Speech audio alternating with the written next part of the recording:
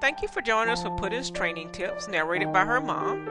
In our last video, we talked about managing behaviors in general, and in this video, I want to talk about two specific things that I have dubbed the gasp and the fun trade, and I got these ideas from reading Bones That Rain from the Sky by Suzanne Clothier.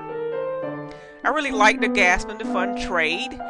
They are a great alternative to leave it and drop it if your dog has not yet learned those terms.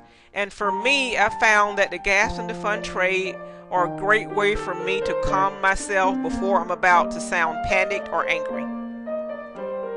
The gasp sounds something like this. And it's a great way to get your dog's attention if she's into something very undesirable. If it's extremely undesirable, like about to try to head out the door when you don't want her to, I can also add something like, for instance, Puddin, what did you do? And remember, only use the gasp sparingly. Something else that I really like to use is the fun trade.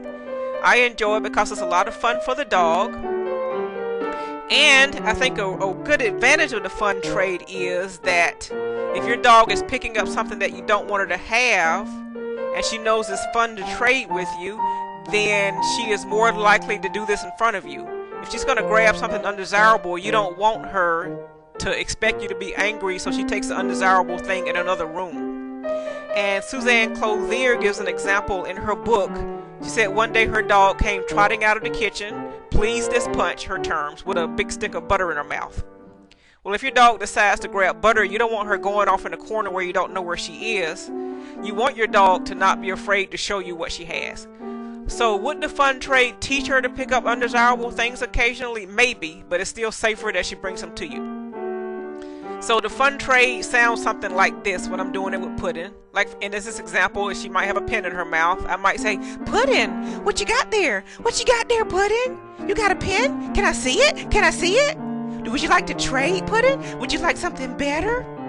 And usually, by the time I've said the first what you got there, Puddin, because she's used to it now, she'll throw the pen down and run over to me and usually follows me to the refrigerator while I pull out something even more fun than the pen, like maybe a moose or a deer antler.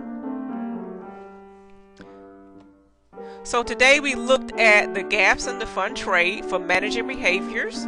They're especially good if your dog has not yet learned to drop it or the leave it command, and they're a good way for the human to try to work on not sounding upset or not sounding angry or not sounding panicked, because those can be very counterproductive. For more training tips, please log on to www.stubbypuddin.com. Thank you.